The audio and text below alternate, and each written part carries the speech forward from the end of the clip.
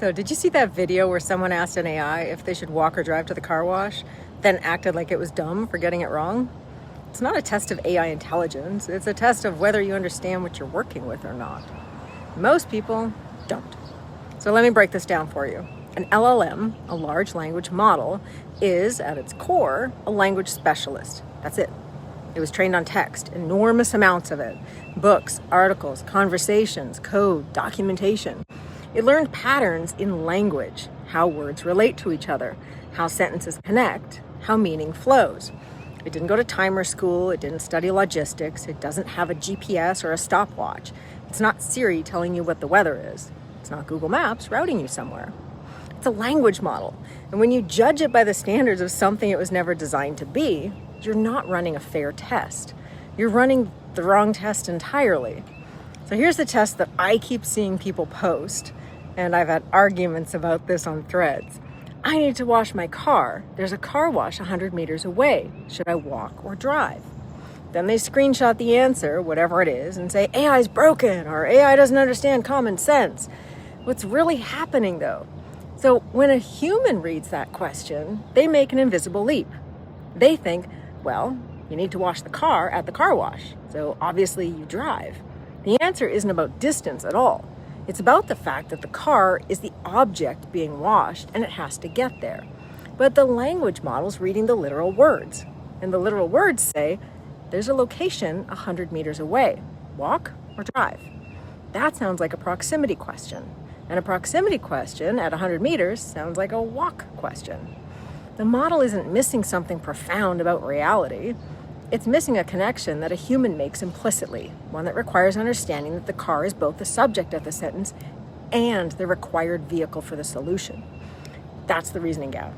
Sure, but it tells you almost nothing about the model's actual capabilities. It tells you everything about how you framed the question.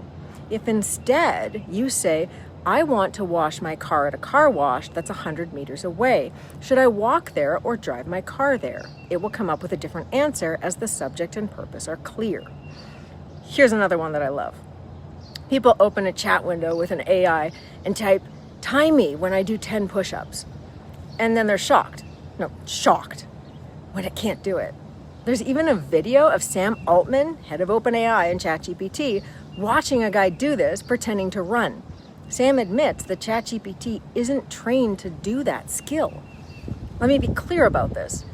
A language model has no concept of time passing. It processes your input, it generates output. That's the transaction.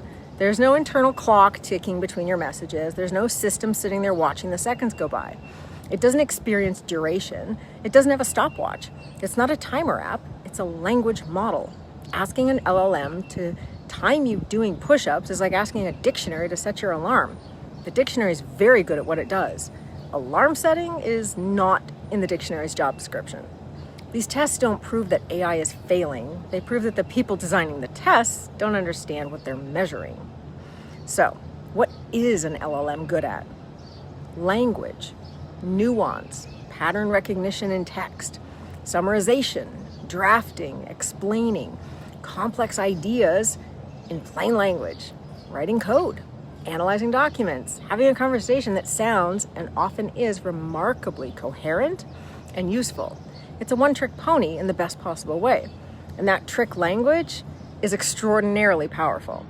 But this is also causing some confusion. When you use Claude or ChatGPT through a product interface, not the new API, but the actual app, you're often not working with bare language model anymore. You're working with a language model that's been given tools. A web search tool, a code execution environment, a document creation capability, a calendar connection, a calculator. Suddenly that one-trick pony can do math accurately, browse the internet, write and run code, generate a spreadsheet, and draft an email, all in a single conversation. That's not the language model doing those things by magic. I've got a honeybee over here.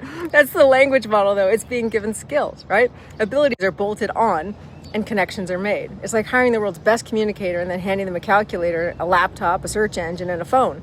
Of course they can do more now. The person didn't change, their toolkit did. Think Keanu Reeves in The Matrix. I know Kung Fu. So the next time you see someone post a screenshot of an AI failing at a task, ask yourself, was that task about language? Or was it about time, math, spatial reasoning, real-world logistics with no tools attached. Don't test a fish on its ability to climb a tree and declare the fish broken. That's not a rigorous evaluation. It's an unrealistic expectation. The models are getting more capable every month, every day, and the products wrapping them are getting smarter about which tools to connect. But understanding what you're actually working with, that's still on us. I'm Danielle Favreau, AI, UX, and accessibility consultant. If you're trying to figure out how to actually work with these tools, what they're good at, where to add capabilities, and how to stop setting yourself up for disappointment, and apparently how to attract honeybees, that's exactly what I do. Follow along, drop your questions in the comments. Let's build something smarter than hype.